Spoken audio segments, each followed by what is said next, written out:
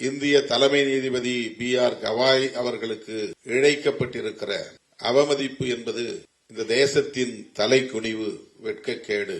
இதை யாரும் பெரிதாக பேசவில்லையே என்கிற ஒரு கவலை நமக்கு நெஞ்சை குமைந்து கொண்டே இருந்தது. உயர்நீதிமன்ற வளாகத்தில் நமக்கு எதிராக சிலர் செயல்பட்ட அந்த செயலாக இருந்தாலும், உச்சநீதிமன்ற வளாகத்திற்குள்ளே தலைமை நீதிபதிக்கு எதிராக நடந்த அந்த செயலாக இருந்தாலும், இவற்றையெல்லாம் நாம் கருத்தியல் சார்ந்து புரிந்து கொள்ள வேண்டும்.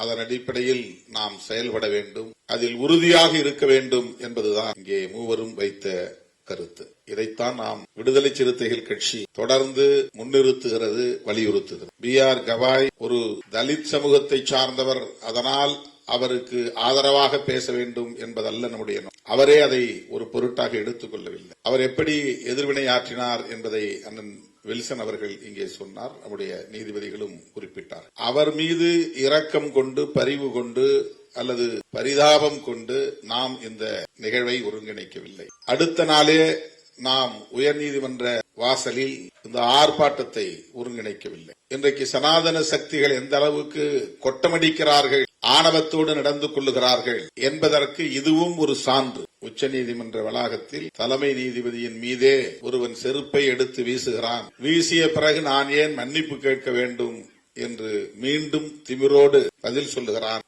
என்றால் அது எந்த பின்னணியில் இருந்து நிகழ்கிறது என்பதை நாம் யூகிக்க வேண்டும். இந்த 11 ஆண்டுகளில் பாரதிய ஜனதா ஆட்சிக்கு வந்த இந்த 11 ஆண்டுகளில் சனாதன சக்திகளின் கை மிக ஓங்கி இருக்கிறது. எந்த நீதி, நியாயம் போன்றவற்றுக்கும் அவர்கள் மதிப்பளிக்க தயாராக இல்லை. எதிர்த்து பேசினால், எழுதினால் வீடு புகுந்தே கொல்லுவோம் என்கிற அளவுக்கான வெறியாட்டம் தலைவிரித்தாடுகிறது. பேராசிரியர் கல்புர்கி, கௌரி லங்கேஷ், நரேந்திர தபோல்கர் போன்றவர்கள் எல்லாம் எந்த கட்சியையும் சாராதவர்கள், ஆனால் இடதுசாரி சிந்தனையாளர், சனாதன எதிர்ப்பாளர், சமத்துவத்தை விரும்பக்கூடியவர், அரசமைப்பு சட்டத்தின் விழுமியங்களை மதிக்கக்கூடியவர்கள். ஆகவே அவர்கள் வீடு புகுந்து தாக்கி படுகொலை செய்யக்கூடிய அளவுக்கு, துப்பாக்கியால் சுட்டு படுகொலை செய்யக்கூடிய அளவுக்கு அவர்களின் கொட்டம் தலைவிரித்தாடுகிறது. அந்த வரிசையிலே இதுவும் ஒன்று. B.R. கவாய் அவர்களின் மீது செருப்பு வீசிய அந்த நிகழ்வு. நம்முடைய நீதிபதி ஹரிபரந்தாமன் அவர்கள் பேசுகிற போது அந்த சம்பவம் நடப்பதற்கு 2-3 வாரங்களுக்கு முன்புதான் அந்த வழக்கு தொடர்பான மென்ஷனிங் நடந்தது. அதிலே அவர் சொன்னது, உங்களுக்குத்தான் கடவுள் நம்பிக்கை இருக்கிறதே, அவரிடமாவது போய் பிரேயர் செய்யுங்கள் என்று சொன்னார். இதற்காக அவ்வளவு பெரிய எதிர்வினை. அதன் பின்னர் தொடர்ந்து சமூக ஊடகங்களில் மட்டுமல்ல, பெரிய மெயின் ஸ்ட்ரீம் மீடியாக்களிலும், ஆங்கில தொலைக்காட்சிகளிலும் இது தொடர்பாக பேனல் டிஸ்கஷன்ஸ் பெரிய இதில் வெளிப்படையாக தலைமை நீதிபதி அவர்களை கண்டித்தார். ஒரு ப்ரொவோக்கிங் டிஸ்கஷன்ஸ், ஆத்திரத்தை தூண்டக்கூடிய விவாதங்கள். இங்கே துக்ளக் இதழை பற்றியும் சொன்னார். ஏன் தமிழ்நாட்டில் யாரும் நீங்க செருப்படுத்தி வீசாம இருக்கிறீங்க சனாதனத்தை எதிர்ப்பவர்கள் மீது என்று வெளிப்படையாக எழுதுகிற துணிச்சல். கலைஞர் முதலமைச்சராக இருந்தபோது என்று கருதுகிறேன், அவருடைய குரலோவியத்தை பற்றி இதயம் பேசுகிறது இதழிலே கடுமையாக விமர்சித்திருந்தார்கள். பூரா இதுல வெறும் செக்ஸ் பத்தி தான் நிறைய எழுதியிருக்கிறாங்க அப்படின்னு, காமத்தை பற்றி, காமத்து பாலை பற்றி. அதை அவர் விமர்சிக்கிற போது, நீங்கள் பெரிதாக மதிக்கிற ஜெகத்குருவின் பெயருக்கு முன்னால் தான் காமகோடி என்று இருக்கிறது, காமகோடி பீடாதிபதி என்று என அவருக்கே உரிய பாணியில் ஒரு மேடையிலே பேசினார். அதற்காக அன்றைக்கு இதயம் பேசுகிறது மணியன் கருணாநிதி செல்லும் இடங்களில் எல்லாம் செருப்பு மாலை போடுங்கள் என்று எழுதினார். அந்த துணிச்சல். அவர்களுடைய கருத்தியலை யாரும் எதிர்த்து பேசிவிடக் கூடாது, அவர்கள் நம்புகிற தலைமையை யாரும் விமர்சித்து விடக்கூடாது. ஆனால் அதே சங்கராச்சாரியாரின் அடுத்த வாரிசு ஜெயலலிதா அம்மையாரால் கைது செய்யப்பட்டார், சிறைப்படுத்தப்பட்டார். யாரும் வாய் திறக்கவில்லை. ஒரே ஒரு எதிர்ப்பு கூட தமிழ்நாட்டிலிருந்து, இந்தியாவிலிருந்து வரவில்லை. இந்த இரண்டுக்குமான ஒப்பீடு நாம் அவர்களை பற்றி புரிந்து கொள்வதற்கு பயன்படும் என்று நான் கருதுகிறேன். காமகோடி என்கிற அந்த பெயரில் தான் இருக்கிறது காமம் என்று சொன்னதற்காக அவருக்கு செருப்பு மாலை போட வேண்டும் என்று வெளிப்படையாக தலையங்கத்தில் எழுதினார், கொந்தளித்தார். அதே காமகோடி பீடாதிபதி ஜெயேந்திர சரஸ்வதி சுவாமிகளை கைது செய்தார் ஜெயலலிதா அம்மை. கலைஞர் இருந்திருந்தால் அதை செய்திருக்கவே மாட்டார், அதற்கு வாய்ப்பில்லை. ஆனால் ஜெயலலிதா செய்தார். காரணங்கள் வேறாக இருக்கலாம். ஆனால் ஜெயலலிதா அம்மையாருக்கு எதிராக யாரும் இங்கே கொந்தளிக்கவில்லை, குமுறவில்லை. அந்த சக்திகள் தான் இன்றைக்கு ஏன் திருமாவளவனுக்கு எதிராக அல்லது உதயநிதி ஸ்டாலினுக்கு எதிராக செருப்பை எடுத்து வீசாமல் இருக்கிறீர்கள், உங்களுக்கு ரோஷம் இல்லையா என்று எழுதக்கூடிய அளவுக்கு ஒரு இதழுக்கு இங்கே துணிச்சல் இருக்கிறது. ஒரு தனியார் தொலைக்காட்சி உயர்நீதிமன்ற வளாகத்தில் நடந்த பிரச்சனையை எந்த ஆய்வும் செய்யாமல், உறுதிப்படுத்தாமல், பாதிக்கப்பட்டவனாக கருதப்படுகிற அந்த வழக்குரைஞரிடம் கூட பேட்டி எடுக்காமல் அந்த தனியார் தொலைக்காட்சி தான் அதை முதலில் பைக் மீது திருமா கார் மோதியது என்று பதிவு செய்து பரப்புகிறார். அதுதான் பிரச்சனைக்கு முதல் தீப்பொறி. நடந்த சில நிமிடங்களில் அந்த வீடியோ அவர்களின் இணையதளத்தில் பதிவேற்றம் செய்யப்படும். 2:34 சம்பவம் நடந்ததாக தெரிகிறது. 2:39 அந்த தொலைக்காட்சியின் டிஜிட்டல் சைட் அதுல போய் அதை அப்டேட் பண்ற போஸ்ட் பண்ற.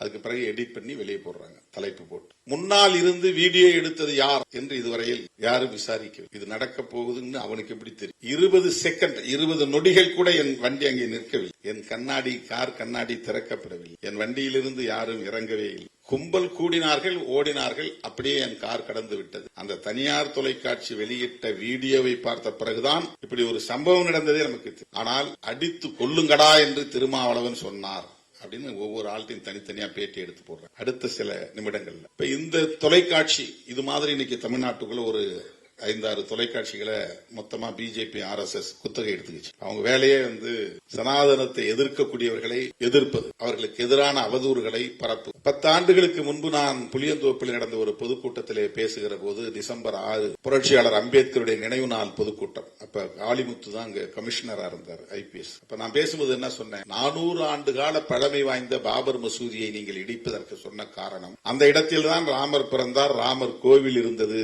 அதை இடித்து விட்டு பாபர் மசூதியை கட்டிவிட்டார்கள் என்று சொல்லுகிறீர்கள். 400 வருஷத்துக்கு முன்னால இருந்திருக்கலாம். சரி, நாம் இல்லை என்று வாதிடவில்லை, இருந்திருக்கலாம். அதற்காக இதை இடித்து விட்டுத்தான் அங்கே கோயிலை கட்ட வேண்டுமா? அப்படி ஒவ்வொரு பெருமாள் கோவிலையும் சிவன் கோவிலையும் போய் ஆய்வு செய்து பார்த்தால் சிவன் கோவில் பெருமாள் கோவில் இருந்த இடங்களில் எல்லாம் முன்பு புத்த விகார்கள் இருந்தன என்று ஆய்வுகள் சொல்லுகின்றன. திருப்பதி கோவிலே புத்த விகார் தான் என்று ஒருவன் ஆய்வு செய்து PhD பட்டம் வாங்கியிருக்கிறான். அவன் பெயர் ஜமனதாஸ். கூகுள்ல கூட போய் பாருங்க, அந்த ஆய்வு கட்டுரையே இருக்கு. அவன்லாம் கிளம்பன என்ன ஆகிறது? இந்த இடத்துல புத்த விகார் தான் இருந்ததுன்னு சிவாலயங்களையும் பெருமாள் கோவில்களையும் இடிக்க தொடங்கினால் என்ன ஆகும் நாடு? ஏன் நீங்கள் பக்கத்திலே மசூதிக்கு பக்கத்திலே ஒரு ராமர் கோயில் கட்டிக்கொண்டால் என்ன என்று பொருள்பட நான் பேசினேன். இது அப்படியே திரித்த தொலைக்காட்சி தான் அந்த தொலைக்காட்சி. சிவாலயங்களை இடிப்போம், திருமாவளவன் ஆவேசம் அப்படின்னு டைட்டில் போட்டான். நான் சொன்ன இன்டர்பிரேஷனே வேற. நீங்க ராமர் பிறந்த கோவில், ராமர் கோயில் இருந்த இடத்துல 400 வருஷத்துக்கு முன்னால அந்த இடத்துல இருந்தது. அது இருந்த இடத்துல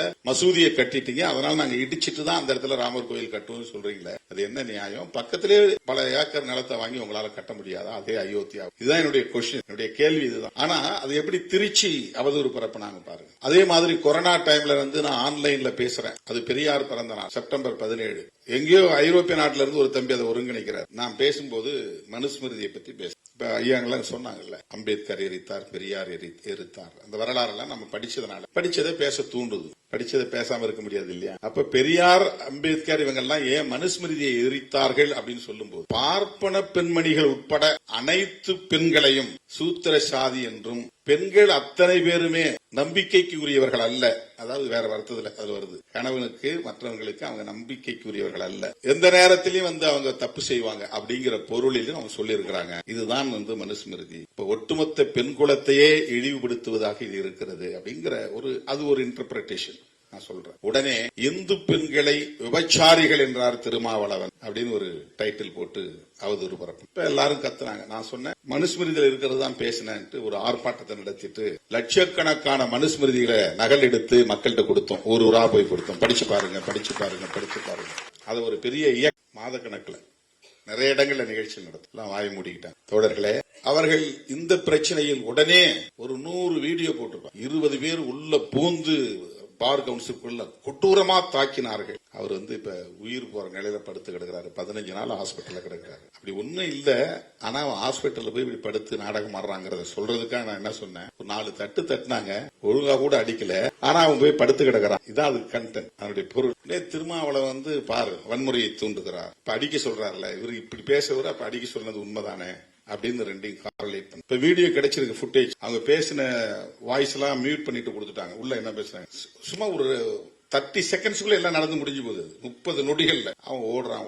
உள்ள போயிட்டு 53 நிமிஷம் அந்த பார் கவுன்சில்ல இயல்பா இருக்கிறான். அங்க போறான், இங்க வரான், அவரை பாக்குறான், இவரை பாக்குறான், உட்கார்றான், பேப்பர் படிக்கிறான், எழுதுறான், எல்லாம் ஆரோக்கியமா இருக்கு. போலீஸ் வாப்பான்னு ஸ்டேஷனுக்கு கூப்பிட்டு போறாங்க. ஸ்டேஷன் போட்டும் பொத்துன்னு கீழே விழுந்துட்டாங்க. உடனே ஆம்புலன்ஸ் கூடுங்க, ஆம்புலன்ஸ் கூப்பிடுங்க, ஆம்புலன்ஸ் கூப்பிடுங்க கத்துறாங்க. உடனே ஆம்புலன்ஸ் ஏத்திட்டு போறாங்க. போய் அங்க டியூப் வைக்கிறாங்க, கழுத்துல பேடு போடுறாங்க. உடனே முக்கியமான தலைவர்கள் எல்லாம் போன் பண்ணி வர சொல்றாங்க. எல்லாம் பாக்குறாங்க. 10 நாள் ஹாஸ்பிட்டல். எவ்வளவு பெரிய நாடகம். இதனுடைய நோக்கம் என்ன? அந்த தனியார் தொலைக்காட்சியில காட்டின வீடியோவுக்கு அடுத்து 35வது நிமிஷத்துல அண்ணாமலை ட்வீட், உடனே எச் ராஜா, அப்புறம் நயினார் நாகேந்திரன், அப்புறம் கஸ்தூரி, வானதி சீனிவாசன், இவங்கெல்லாம் யாரு? அவ்வளவு பேரும் சங்கிகள். அப்ப திருமாவளவனை எதிர்க்கக்கூடிய அத்தனை பேரும் ஒரே கான்செப்ட்ல இருக்கிறவங்க. அதான் நம்முடைய நீதிபதி சொன்னார், நீ மனுஸ்மிருதிக்கு என்னைக்கு எதிராக பேச துணை அன்னைக்கே நீ இதெல்லாம் எதிர்பார்த்துக்கிட்டு தானே இருக்கணும். இந்த தாக்குதல் நடக்கத்தானே செய்யும். நாம் இதை எதிர்பார்க்கிறோம். அதுல இருந்து பிரச்சனை இல்லை. ஐடியாலஜிக்கல் வார், அதுல எங்களுக்கு எந்த பிரச்சனையும் கிடையாது. நான் முதல்லயே சொல்லிட்டேன், எலெக்ஷன் எலக்டோரலா உங்களுக்கு திமுக எதிரியா இருக்கலாம், அல்லது அண்ணா திமுக எதிரியா இருக்கலாம், அல்லது வேற யாராவது எதிரியா இருக்கலாம். ஐடியாலஜிக்கலா நாங்க தான் உங்களுக்கு எதிரி. தமிழ்நாட்டை பொறுத்தவரை விசிகே வர்சஸ் பிஜேபி. நாங்க எலக்டோரலா உங்களை காம்பீட் பண்ணல. உங்களுக்கு தமிழ்நாட்டில் 2வது இடத்துக்கு வரணுங்கிறது தான் இந்த தேர்தலில் உங்களுடைய போட்டி. அப்போ ஏடிஎம்கேவே நீங்க காலி பண்றதுதான் உங்க நோக்கம். இதான் உங்க ஹிடன் அஜெண்டா. அவங்களை தூக்கி போடணும். அந்த விவரம் தெரியாம அண்ணா திமுக அவங்களோட உறவாடிக்கிட்டு இருக்காங்க நம்ம கவலை. அதான் அடிக்கடி சொல்றேன், நீ உங்களுடைய இண்டிபெண்டன்சியை காப்பாத்திக்கிங்க, தனியா நில்லுங்க. உங்களுக்கு இன்னும் தனியா அந்த அம்மா இல்லாத நேரத்திலே 65 இடத்துல வெற்றியை கொடுத்திருக்காங்க. உங்க ஓட் பேங்க் இன்டாக்டா இருக்குது, அப்படியே காப்பாத்திக்கிங்க. அதை டிஎம்கே வர்சஸ் ஏடிஎம்கேன்னு இருந்தாதான் தமிழ்நாட்டுக்கு நல்லது. டிஎம்கே வர்சஸ் பிஜேபின்னு மாத்தி விட்டுறாதீங்க. அது நல்ல அரசியல் இல்ல. நீங்கள் எல்லாம் பெரியார் பாசறையில வளர்ந்தவர்கள், கொஞ்சம் சிந்திச்சு பாருங்க அப்படின்னு நம்ம அப்பப்ப சொன்னா, நீ யார் இதை பத்தி கேட்கன்னு கேட்க. அதிமுகவில் எலக்டோரலா எப்படி வேணாலும் உங்களுக்குள்ள சண்டை போட்டுங்க, அது பிரச்சனை கிடையாது. ஆனால் சாதி ஒழிப்பை ஏற்காதவர்கள், சமத்துவத்தை ஏற்காதவர்கள், பெண் உரிமையை விரும்பாதவர்கள், இந்த மண்ணில் வலுப்பெற வேண்டும் என்று விரும்புவதை, அதற்கு முயற்சிப்பதை, அதற்கான அரசியல் நகர்வுகள் செய்வதை எப்படி நாம் வேடிக்கை பார்த்துக் கொண்டிருக்க முடியும்? அதுதான் பிரச்சனை. இதனால் நாம் தலையிட்டு பேசினால் ஏதோ நாம திமுகவுக்காக தான் பேசுறோம் அப்படின்னு சில அற்பர்கள் வதந்திகளை பரப்புகிறார். இந்த அம்பேத்கர் பெயரில் இயங்கக்கூடிய இயக்கங்களும் சேர்ந்துட்டு பேசுறோம். ஒரு டிஎம்கேவுக்கு முட்டு கொடுக்கிறாரு.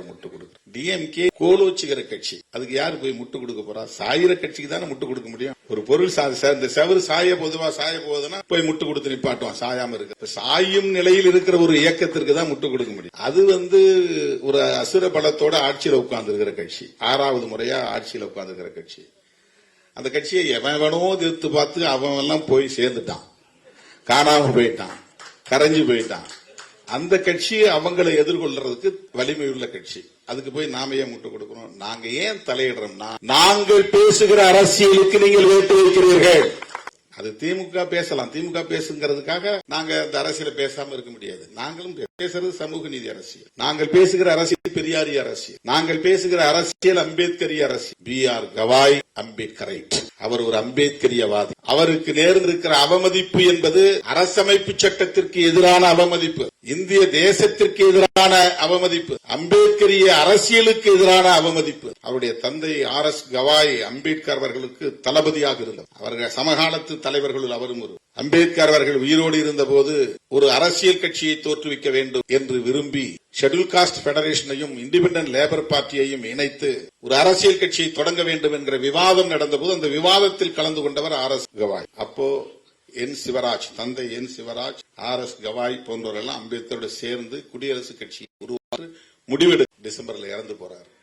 இறந்து போனதுக்கு பிறகு அந்த தலைவர்கள் எல்லாம் ஒன்னா சேர்ந்து கோபர்கடே, R.S. கவாய், தந்தை சிவராஜ் இவங்க எல்லாம் ஒன்னா சேர்ந்து உருவாக்கின கட்சி தான் RPI, Republican party of India. அது கொஞ்ச நாள்ல 2ஆ உடைஞ்சிருது. கவாய் பிரிவினும் கோபர்கடே பிரிவினும் 2ஆ உடைஞ்சிருது தேசிய அளவு. அந்த கவாய் பிரிவினுடைய தலைவர் தான் இவருடைய அப்பா R.S. கவாய். அவருடைய பேர்ல தான் அது கவாய் ஃபேக்ஷனே உருவாக்கு. அவர் லோக்சபா மெம்பராகவும் இருந்திருக்கிறாரு, ராஜ்யசபா மெம்பராகவும் இருந்திருக்கிறாரு, 3 மாநிலங்கள்ல கவர்னராகவும் இருந்திருக்கிறார் R.S. கவாய். பீகார்ல கவர்னர், சிக்கிம்ல கவர்னர், கேரளாவில் கவர்னர். அவர் ஒரு அம்பேத்கரைட். 1956 அக்டோபர் 14ஆம் ஆண்டு புரட்சியாளர் அம்பேத்கர் அவர்கள் நாக்பூரிலே லட்சக்கணக்கானரோடு பௌத்தத்தை தழுவிய போது R.S. கவாய் குடும்பமும் பௌத்தத்தை தழுவியது. ஆகவே அவர் ஒரு பௌத்தர். யார்? B.R. கவாய். இப்ப அவங்க அம்மா உயிரோடு இருக்கிறாங்க. அண்மையில சென்னையில அவங்களை சந்திச்சு அந்த நிகழ்ச்சியில அறிமுகப்படுத்தி நாங்க பார்த்த உடனே அவங்க சொன்னாங்க, நீங்க எங்க இருக்கீங்க? அவரை கூட சீஃப் ஜஸ்டிஸோட தான் இருக்கீங்களா அப்படின்னு கேட்டேன். ஆங்கிலத்துல பேச, நான் எங்க ஊர்ல சொந்த ஊர்ல இருக்கிறேன், எனக்கு எந்த சொந்த வீடும் கிடையாது, ஜனங்களோட இருக்கிறேன், ஜனங்களோட நான் போய் புத்திசத்தை பரப்பிக்கிட்டு இருக்கிறேன், பௌத்தத்தை பரப்புதான் என் வேலை, ஜனங்களோட சொந்த வீடு இல்லைன்னு சொன்னாங்க. இந்தியாவினுடைய தலைமை நீதிபதியின் தாய் மக்கள் தொண்டு ஆற்றுவதில் அவ்வளவு ஆர்வம் கொண்டவராக இருக்கிறார். எந்த உடைமையும் எனக்கு வேண்டாம் என்கிற அந்த பற்றற்ற நிலையில் வாழ்ந்து கொண்டிருக்கிறார். அவர் நினைச்சிருந்தாருன்னா அவங்க போய் டெல்லியில அவர் கூட இருக்கலாம், பெரிய பங்களாவில் வாழலாம், அவ்வளவு பெரிய வசதிகளோடு வாழ முடியும். அவர் ஒரு அம்பேத்கரைட். கவாய் அவர்களின் தாயார் ஒரு அம்பேத்கரியவாதி. அப்படிப்பட்ட அந்த குடும்பத்தை சார்ந்த பின்னணியில் இந்தியாவின் தலைமை நீதிபதியாக வந்திருக்கிறார் என்றால் அவர் சந்தித்த சவால்கள் எவ்வளவு இருக்கும். நீதிபதி சந்துரு அவர்கள் பேசும்போது ஒரு புதிய செய்தியாக இருந்தது. KR நாராயணன் அவர்கள் குடியரசுத் தலைவராக இருந்தபோது KG பாலகிருஷ்ணன் அவர்களை வரவிடாமல் தடுக்கிற முயற்சி எப்படியெல்லாம் நடந்தது. அதனால் எந்த நீதிபதி நியமனத்திற்கும் கையெழுத்திட மாட்டேன் என்ற அறப்போரை KG பாலகிருஷ்ணனுக்காக KR நாராயணன் மேற்கொண்டார் என்கிற அந்த செய்தி இந்தியா முழுவதும் தலித்துகளுக்கு எதிராக, இதர பிற்படுத்தப்பட்டவர்களுக்கு எதிராக எவ்வளவு மோசமான ஒடுக்குமுறைகள் இருக்கின்றன என்பதற்கு இவையெல்லாம் சான்று. இதுல நீதிபதி ஹரிபரந்தாமன் அவர்கள் பேசுகிற போது மத்திய பிரதேச நீதிபதி அதுல்ய ஸ்ரீதரன் அவர்களை தூக்கி அடிச்சாங்க. அதுல ஒரு விஷயத்தை அவர் சொன்னார், இதை எத்தனை பேர் சரியா கவனிச்சுன்னு தெரியல. பாண்டேங்கிற அனூப் பாண்டேங்கிற ஒரு பிராமண வகுப்பை சார்ந்தவனை விமர்சனம் செய்து ஒரு மீம்ஸ் போட்டுறான். அதுக்காக அவனுக்கு தண்டனை கொடுக்கிறார்கள். என்ன தண்டனைன்னா, ஒரு பிராமணன் காலை கழுவி காலை சுத்தம் பண்ணி அந்த தண்ணி அவன் குடிக்கணும். அந்த தண்டனை பெற்றவன் யாருன்னா SC கிடையாது, தலித் கிடையாது. இங்க ஆண்ட சாதின்னு பெருமையா பேசிக்கிறாங்க இல்லையா, அங்க ஆண்ட வம்சம், ஆண்ட சாதி. பிராமணர்களின் பார்வையில் நீயின் சூத்திரம்தான் என்பதற்கு அதுதான் ஒரு சாதி. உனக்கு அந்த நிலை தான் வரப்போகுது. நீ பார், தமிழ்நாட்டில் BJP வளர்ந்த பிறகு நாள்தோறும் வீடியோ போட்டுக்கிட்டு இருக்கிறாங்களா ஆண்ட பரம்பரை எல்லாம், அவங்க நிலையெல்லாம் என்னங்கறது பின்னால பாப்பாங்க. அப்பதான் திருமாவளவனுடைய போராட்டத்தின் அருமை புரியும். அப்பதான் அந்த அருமை புரியும். யாருக்காக பேசினான், எதற்காக பேசினான், அவன் சொன்னது உண்மைதான். 2026 சட்டமன்ற தேர்தலுக்கு பிறகுதான் அதிமுக காரர்கள் சிந்திக்க போகிறார்கள். திருமாவளவன் சொன்னது சரிதான், BJP நம்மள காலி பண்ணிடுச்சு அப்படிங்கறது அப்பதான் புரியும். 2026 சட்டமன்ற தேர்தல் முடிஞ்ச உடனே தெரிய போகுதுப்பா, அதுதான் நடக்க போகுது.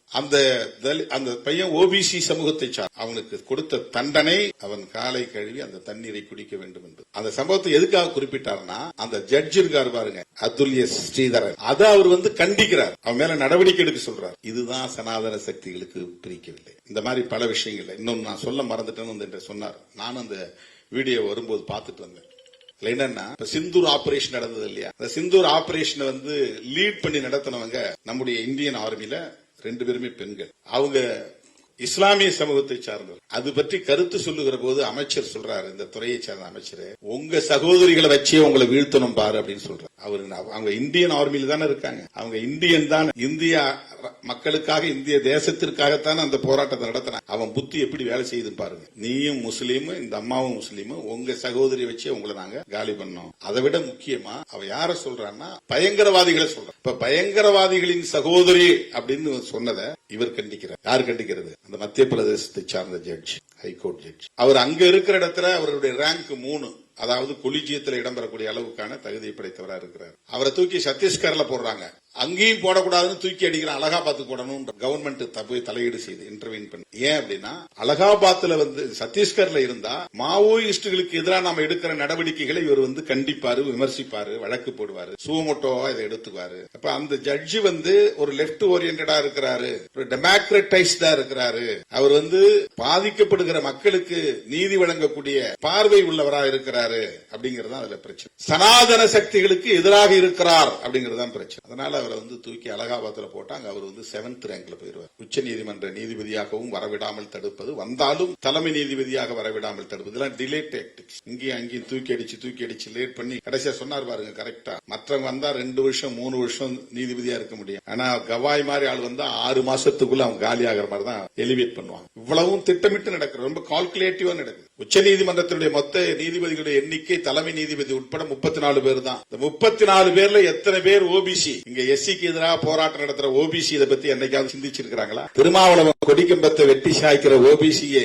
ஏயா சுப்ரீம் கோர்ட்ல 34 பேர்ல எங்க சமூகத்தை சார்ந்த யாரும் இல்லன்னு யாராவது கேள்வி எழுப்புறாங்களா? போராட்டம் நடத்துறாங்களா? அந்த சிந்தனை இருக்கா? இல்ல. தலித்துகள் ஒரு சக்தியா வந்துடக்கூடாது. அப்படி வளர்ந்தா அவங்க கட்டுக்குள்ள இருக்கணும், அரசியல் செய்ய. ஆனா எங்க கூட BJP அணிக்கு BJP எங்களுக்கு ஆதரவு சக்தியா இல்லன்னா உன்னை இப்படிதான் காலி. இதுதான் இன்றைய அரசியல் நகர்வுகள், உத்திகள். இதுல என்னன்னா, RSS BJP இது men for Brahmin and upper caste people அப்படிங்கறது எல்லோருக்கும் தெரியும். ஆனா அண்ணாமலை மாதிரி ஆட்கள் கூவிட்டு கிடக்குறாங்க. நான் கேட்டா நான் அப்படி IPS படிச்சேன். ஏது OBCக்கு எதிரான சங்கங்கிறது கூட தெரியல, சூத்திர சாதிகளுக்கு எதிரான சங்கம் அப்படிங்கறது கூட உன்னால புரிஞ்சுக்க முடியல. இது வளர்ந்தால் ஓபிசி சமூகத்தை சார்ந்தவர்கள் தான் பாதிக்கப்படுவார்கள் அப்படிங்கிற ஒரு அடிப்படை ஞானம் கூடவா இல்ல, அறிவு கூட இல்லன்னு கேட்டா கோபம் வந்துடும். இதை புரிஞ்சுக்க வேண்டாமா? இப்படி ஒரு இயக்கத்தை கொண்டு வந்து இங்க தமிழ்நாட்டுக்குள்ள பெரியார் அரசியல் செய்து பண்படுத்திய இந்த மண்ணுக்குள்ள ஒரு சனாதன சக்தியை வலிமை பெற வைத்தால் ஒரு 20 வருஷத்துக்கு பின்னால தமிழ்நாடு என்ன நிலைமைக்கு ஆகும் அப்படிங்கறது எண்ணி பார்க்க வேண்டாமா? அந்த கவலையில இருந்தா நாம பேசுவோம். நாம் கூட்டணியில இருக்கிறோம் என்பதற்காக கூட்டணியின் நலன்களுக்காக பேசுகிறோம் என்பதை போன்ற ஒரு தோற்றத்தை ஏற்படுத்தி தலித் மக்களுக்கு எதிராக என்னை கொண்டு போய் நிறுத்துகிறாங்க. நான் தலித்துகளுக்கு ஆதரவா பேசல, திமுகவுக்கு ஆதரவா பேசுறேன். நாங்க திமுக விமர்சனம் பண்ணா நீ ஏன் தலையீடு செய்யற? நான் பேசுற அரசியலை நீ விமர்சிக்கிற. நான் பேசுற அரசியல் பெரியார் பேசிய அரசியல். பெரியாரையே நீ விமர்சிக்கிற போது நான் எப்படி வேடிக்கை பார்த்துட்டு இருக்க முடியும்? அதே நீ காலி பண்ணிட்டா நான் எப்படி இங்க களத்தில் நின்று மக்கள் அணிதிரட்ட முடியும், அரசியல் படுத்த முடியும்? பெரியாரையே நீ கன்னடன் சொன்னா நாளைக்கு அம்பேத்கரை மராத்தின்னு சொல்றது எவ்வளவு நேரம் ஆகும்? அப்ப அம்பேத்கர் வேண்டாம், பெரியார் வேண்டாம், மார்க்ஸ் வேண்டாம்னா நான் எந்த அரசியலை பேச முடியும்? சமத்துவத்திற்கான அரசியல். இங்க இனவாதம் தான் சாதியவாதமாக இருக்கிறது, சாதியவாதம் தான் இனவாதமாக இருக்கிறது, சாதியவாதம் இனவாதம் தான் இங்கே மதவாதமாக இருக்கிறது, மதவாதம் தான் சனாதனவாதமாக இருக்கிறது. அதை நாம் புரிந்து கொள்ள வேண்டும். உச்சநீதிமன்றம் என்பது வெறும் தீர்ப்புகளை சொல்லுகிற ஒரு இடம் அல்ல. வெறும் அப்பலேட் அத்தாரிட்டி அப்படிங்கிற அடிப்படையில் மட்டும் அதை பார்க்க முடியும். ஹைகோர்ட்ஸ்ல போடக்கூடிய தீர்ப்புகள் எல்லாம் மேல கொண்டு போய் மேல்முறையீடு செஞ்சா அங்க நமக்கு ஒரு ரெமெடி கிடைக்கும் அப்படிங்கிறது அல்ல. உச்சநீதிமன்றம் என்பது இந்திய தேசத்தை கட்டமைப்பதற்கான அரசமைப்பு சட்டத்தின் பாதுகாப்பு அரண். கேசவானந்த பாரதி வழக்குல அரசமைப்பு சட்டத்தின் பேசிக் ஸ்ட்ரக்சர் பாதிக்கப்படக்கூடாதுன்னு தீர்ப்பு கொடுத்திருக்காங்க. நீ அமன் பண்ணலாம், எத்தனை முறை வேண்டாலும் அமன் பண்ண. அரசமைப்பு சட்டத்தில் நீ திருத்தங்களை கொண்டு வரலாம், ஆனால் அதனுடைய அடிப்படை கூறுகளில் கை வைக்க கூடாது. ஒட்டுமொத்தமாக இவ்வளவு பெரிய புத்தகம் இன்னைக்கு சின்னதா காட்டினாங்க. அந்த புத்தகத்தினுடைய மொத்த சாராம்சமும் பிரியாம்பிள். இந்த பிரியாம்பிள் அப்படிங்கிற அந்த ஒரு 10 வரி அதுதான் புதிய இந்தியாவை கட்டமைப்பதற்கான கோட்பாட்டு அறிக்கை. ஒரு மேனிபெஸ்டோ. அந்த சாராம்சத்தை முற்றாக சிதைப்பதுதான் சனாதன சக்திகளின் நோக்கம். பி.ஆர். கவாய் நான் ஒரு செக்யூலரிஸ்ட் அப்படின்னு ஏன் சொல்றார்? அவர் ஒரு அம்பேத்கரைட், அதனால சொல்றார். அவர் கான்ஸ்டிடியூஷனை நம்புறார், அதனால சொல்றார். அதுதான் ரொம்ப முக்கியமான. சனாதன சக்திகளால் பொறுத்துக் கொள்ள முடியாத, சகித்துக் கொள்ள முடியாத ஒரு சொல் அரசமைப்பு சட்டத்திலே இருக்கிற சொல் செக்யூலரிசம் என்பதுதான். அம்பேத்கர் ஒரு பெரிய ராஜதந்திரி, பெரிய டிப்ளமேட். முதல்ல அவர் அரங்கேற்றம் செய்யும் போது பிரியாம்பிள் அதை அவர் இன்சர்ட் பண்ணல, அந்த சொற்றொடரே இல்ல. ஆனால் இது செக்யூலர் கான்ஸ்டிடியூஷன். உருவாக போகிற state union government secular government. குடிமகனாக இருக்கிற எவனும் கடவுள் நம்பிக்கை கொண்டவனாக இருக்கலாம், மத நம்பிக்கை கொண்டவனாக இருக்கலாம், எந்த மதத்தையும் சார்ந்து இருக்கலாம், அந்த மதத்தை உதறிவிட்டு இன்னொரு மதத்துக்கு போகலாம், அந்த சுதந்திரம் அவனுக்கு உண்டு. ஆனால் நாங்கள் உருவாக்க போகிற இந்த புதிய அரசாங்கம் மத சார்பற்ற அரசாங்கம். அதுதான் அந்த கோட்பாடு, அதுதான் அந்த பிரியாம்பிள். இது சாதாரணமான போராட்டம் இல்லை. உலகத்தில் எல்லா நாடுகளும் மதம் சார்ந்த அரசுகளை கொண்டிருக்கின்றன. உலகத்தில் இருக்கிற எல்லா நாடுகளும் அரச மதத்தை கொண்டிருக்கின்றன. ஸ்டேட் ரிலிஜன் கான்ஸ்டிடியூஷன்ல இருக்கு. எவ்வளவு பெரிய ஆற்றல் உள்ளவராக, அறிவாண்மை உள்ளவராக இருந்திருந்தால் அவர் இந்த சட்டத்தின் மூலம் இந்த அரசு ஒரு மதசார்பற்ற அரசாகத்தான் இருக்கும் என்பதை எஸ்டாப்ளிஷ் பண்றாரு. அது என்ன பெரிய விஷயம் அப்படின்னா, அம்பேத்கருக்கு நேர் எதிரான கொள்கை எதிரியாக இருக்கிற காந்தியடிகளும் செக்யூலரிசத்தை ஆதரித்தார் என்பது அடிக்கோடிட வேண்டிய செய்தி. அம்பேத்கர் அவர்களோடு முரண்பட்ட பண்டிட் ஜவஹர்லால் நேரு அவர்களும் செக்யூலரிசத்தை ஏற்றுக்கொண்டார். இந்த 2 தலைவர்களும் எதிர்த்திருந்தாங்கன்னா இதை நடைமுறைக்கு கொண்டு வந்திருக்க முடியாது. அன்றைக்கு மிகப்பெரிய சக்திகளாக விளங்கிய, அரசியல் சக்திகளாக விளங்கிய காந்தியடிகளும் பண்டிட் ஜவஹர்லால் நேரு அவர்களும் புரட்சியாளர் அம்பேத்கர் அவர்களோடு இந்த ஒற்றை புள்ளியில் உடன்பட்டு நின்றார். அதனால் இந்த கான்ஸ்டிடியூஷன் செக்யூலரிசம் என்பதை ஒரு முக்கியமான கோட்பாடாக முன்னிறுத்துகிறார். அதை சிதைக்க வேண்டும் என்பதுதான் சனாதன சக்திகளின் நோக்கம். அதுதான் இவ்வளவு பெரிய ஸ்ட்ராட்டஜி. கட்சி ஆரம்பித்து, கட்சி மூலமாக ஆட்சியை கைப்பற்றி, ஆட்சியை தக்க வைத்து, தனிப்பெரும்பான்மை உள்ள ஒரு ஆட்சியாக யாருடைய தயவும் இல்லாமல் வருகிற போது இந்த சட்டம் தேவையில்லை என்று வெளிப்படையாக தூக்கி எறிய முடியும். அதுதான் அவர்களின் நோக்கம். இப்ப ஒவ்வொன்றாக அவர்கள் நீர்த்து போக வைத்துக் கொண்டே இருக்கிறார். குடியுரிமை சட்டம் இந்த அரசமைப்பு சட்டத்திற்கு எதிரானது. ஜம்மு காஷ்மீரை யூனியன் பிரதேசங்களாக உடைத்தது அரசமைப்பு சட்டத்திற்கு எதிரானது. முத்தலாக் சட்டத்தை ரத்து செய்து அவர்கள் ஒரு சட்டம் கொண்டு வந்தது அரசமைப்பு சட்டத்திற்கு எதிரானது. சொல்லிக்கிட்டே போலாம். இதெல்லாம் டைலூட்டிங் தி வேல்யூஸ் ஆஃப் கான்ஸ்டிடியூஷன். அரசமைப்பு சட்டத்தினுடைய விழுமியங்களை மெல்ல மெல்ல நீர்த்து போக செய்கிற நடவடிக்கைகள். நீதி சொல்லுகிற இடங்களிலும், உயர்நீதிமன்றம், உச்சநீதிமன்றம் போன்ற மிக உயரிய இடங்களிலும் இன்றைக்கு அவர்களின் கருத்தை முன்மொழியக்கூடியவர்களாக இருக்கிறார். அதற்கு மிக முக்கியமான ஒரு சான்றாக நான் இன்றைக்கு நினைத்தாலும் அப்படியே குமைகிறது. நான் எதை பார்க்கிறேன் என்றால் பாபர் மசூதி தொடர்பான வழக்கில் அவர்கள் தந்த தீர்ப்பு. அந்த இடத்தை தோண்டி பார்த்தோம், கீழே கட்டிடங்கள் இருந்துச்சு. ஆனா அது கோயிலா என்பதற்கு எந்த அடையாளமும் இல்லை. கட்டிடங்கள் இருந்தது உண்மை, இந்து கோவில் இல்லை என்று ஒப்புக்கொள்கிறார். அப்படின்னா என்ன? ராமர் கோவில் அங்க இல்லைன்னு அர்த்தம். அப்படின்னா ராமர் கோயில் அவர்கள் இடிக்கவில்லை என்று. ராமர் கோவிலை இடித்துவிட்டு பாபர் மசூதியை கட்டியதாகத்தானே அவர்களின் குற்றச்சாட்டு. ஆனால் உங்களுடைய ஆய்வில் அறிக்கையில் அங்கே இந்து கோவில்கள் இருந்ததாக எந்த சான்றும் இல்லை, ஆதாரமும் இல்லை என்று உச்சநீதிமன்றம் ஒப்புக்கொள்கிறது. அப்படின்னா என்ன தீர்ப்பு சொல்லி? இடிச்சது தப்பு, இடிச்சதுக்கு காரணமானவர்கள் மீது வழக்கு தொடுத்து நடவடிக்கை எடுக்கணும், அதே இடத்துல மறுபடியும் பாபர் மசூதியை கட்டணும் அப்படின்னு சொல்றதுதானே ஜஸ்டிஸ். ஆனா நீதிமன்றம், உச்ச நீதிமன்றம் என்ன தீர்ப்பு கொடுத்தது என்றால், இதெல்லாம் உண்மைதான், அங்க யாரும் இந்து கோயில் கட்டல, இந்து கோவிலை இடிக்கல, பாபர் மசூதியை இடிச்சதும் தப்புதான். ஆனா அந்த இடத்துல தான் ராமர் கோயில் கட்டணும். உங்களுக்கு வேணா பக்கத்துல இன்னொரு கோயில இடத்தை வாங்கி அங்க மசூதியை கட்டுங்க. இப்ப ராமர் கோயிலை கட்டி முடிச்சிட்டீங்க, பாபர் மசூதி கட்டினீங்களா? சுப்ரீம் கோர்ட் டைரக்ஷன் தானே, அதுவும் கவர்மெண்ட் தானே பொறுப்பு எடுக்கிறதா அந்த தீர்ப்பு சொல்லி இருக்கு. இதுவரையிலும் ஏன் கட்டல? அதற்கான எந்த முயற்சியும் எடுக்கல. அப்ப எந்த எத்திக்ஸும் கிடையாது. நாங்க நினைச்சதுதான், உச்ச நீதிமன்றத்தின் தீர்ப்பையும் நாங்களே எழுதுவோம், அதுதான் அதற்கு பொருள். பாபர் மசூதி தொடர்பாக அவர்கள் தந்த தீர்ப்பு நியாயமான தீர்ப்பா? நீதிபதிகள் கடவுளுக்கு சமம் என்றல்லவா பொதுமக்கள் கருதுகிறார்கள். அவங்க வாய் திறந்துட்டா அது கடவுள் சொன்ன மாதிரி. அவங்க யாருக்கும் எதுக்கு ஈல்டாக கூடாது. அதனால அவங்களுக்கு தேவையான எல்லா வசதிகளையும் சட்டம் செய்து கொடுக்கும். அவங்களுக்கு பங்களா, அவங்களுக்கு காரு, அவங்களுக்கு நல்ல சம்பளம், அவங்களுக்கு பாதுகாப்பு, எல்லாவற்றையும் கொடுப்பதற்கு என்ன காரணம்னா, அவங்க லஞ்ச லாவண்யங்களை ஈடுபட்டு பயாஸ்டா ஒரு சார்பா தீர்ப்பு வழங்கிவிடக் கூடாது என்பதற்காகத்தான் கான்ஸ்டிடியூஷனே அவங்களுக்கு அப்படிப்பட்ட உயரிய மதிப்பை தருகிறது, பாதுகாப்பை தருகிறது. ஆனால் அவர்களே இப்படி தீர்ப்பு எழுதினால், எச்சில் இலையில சூத்திரவால் படுத்து வருள்வது அவர்களுக்கான மத உரிமை என்று தீர்ப்பு எழுதினால் நாடு என்ன? இந்த 21ஆம் நூற்றாண்டில் இப்படி யாராவது சிந்திப்பார்களா? உயர் நீதிமன்றத்திலே அமர்ந்திருப்பவர்கள் இப்படிப்பட்டவர்கள் நீதிபதியாக இருந்தால் எப்படி இங்கே சகோதரத்துவம் வளரும், சமத்துவம் வளரும்? இது எப்படி மத உரிமையாகும்? பகுத்தறிவாக சிந்திக்க வேண்டும் என்பதுதானே நாகரிக வளர்ச்சியின் அடிப்படை. நாகரிகம் எப்படி வளர முடியும்? சயின்டிபிக்கா திங்க் பண்ணணும், ரேஷனலிஸ்டா இருக்கணும், அதுதானே நாகரிக வளர்ச்சி. பகுத்தறிவா சிந்திக்கணும், அறிவியல் பூர்வமா சிந்திக்கணும், அதுதானே நாகரிக வளர்ச்சி. எச்சில் இலையில் படுத்து உருளுவது அவர்களுக்கான உரிமை என்று அதை நியாயப்படுத்தி ஒரு தீர்ப்பு வழங்கப்படுகிறது என்று சொன்னார். நீதிமன்றம் யாருடைய கட்டுக்குள் போயிருக்கிறது? எந்த சிந்தனை உள்ளவர்களின் கட்டுக்குள் முடங்கி கிடக்கிறது என்பதை எண்ணி பார்க்க நமக்கு கவலை அளிக்கிறது. அரசமைப்பு சட்டத்தின் பாதுகாப்பு இன்றைக்கு மிகப்பெரிய சவாலாக நம் முன்னால் இருக்கிறது. B.R. கவாய் ஒரு தலித் அல்லது ஒரு பௌத்தர் என்பதனால் அவமதிக்கப்பட்டார் என்பதை விட அவர் உள்வாங்கி இருக்கிற அரசியல் அவர்களுக்கு வெறுப்பை உமிழ்கிறது. ஒருபுறம் அம்பேத்கர் ஜெயந்தி கொண்டாடிக் கொண்டே, அம்பேத்கர் சிலையை வைத்துக் கொண்டே, அம்பேத்கருக்கு அஞ்சலி செலுத்திக் கொண்டே அவர் விரும்பிய ஒரு தேசத்தை கட்டமைப்பதற்கு எதிராக இருக்கிறார். கான்ஸ்டிடியூஷன் போச்சுன்னா அதுக்கப்புறம் நம்ம இயக்கமே நடத்த முடியாது. நமக்கு இருக்கிற ஒரே வெப்பன் இன்னைக்கு அதுதான், அதனுடைய பிரியாம்பிள் தான். அது முன்மொழியக்கூடிய சுதந்திரம், சமத்துவம், சகோதரத்துவம் என்கிற அந்த கோட்பாடுகள் தான். அது முன்மொழியக்கூடிய புளூரலிசம் என்கிற பன்மைத்துவம், அது முன்மொழியக்கூடிய செக்யூலரிசம் என்கிற மதச்சார்பின்மை, அது முன்னிறுத்தக்கூடிய பெடரலிசம் என்கிற கூட்டாட்சி தத்துவம். இதுதான் அரசமைப்பு சட்டத்தினுடைய முக்கியமான விழுமியம். இவை அனைத்துக்கும் எதிரான சக்திகள் தான் சனாதன சக்திகள். இதை கருத்தியல் ரீதியாக நாம் துணிந்து எதிர்த்து களமாட தயாராக வேண்டும். எலக்டோரல்ல எப்படி இப்படி அப்படி வரலாம் போகலாம். இப்ப 4 MLA இருக்கிற அடுத்த எலெக்ஷன்ல ஒருத்த கூட இல்லாம போகலாம், அது பிரச்சனை இல்லை. அது எல்லாம் நம்முடைய நோக்கம். நம்மள தோக்கடிக்கணும்னு நினைப்பாங்க, தோக்கடிச்சிட்டு போங்க, அது பிரச்சனை கிடையாது. அதுக்காக நாங்க களத்துக்கு வரல. ஐடியாலஜிகளா ஒருபோதும் நாங்கள் பின்வாங்க மாட்டோம். கருத்தியல் ரீதியாக ஒருபோதும் பின்வாங்க மாட்டோம்.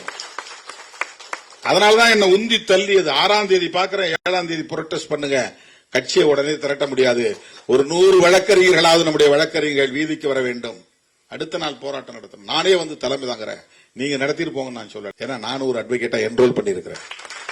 அந்த தம்பி தான் அட்வொகேட்டா, நான் அட்வொகேட் இல்லையா? அவனுக்காக எல்லா பார் அசோசியேஷனும் வெளியே வராங்க. அங்க நின்னவங்களும் அட்வொகேட்ஸ். அவன் யாருன்னு சட்டையில எழுதியிருக்கா, என்ன சாதின்னு, அவன் முகத்துல ஏதாவது அடையாளம் இருக்கா, என்ன மதம்னு.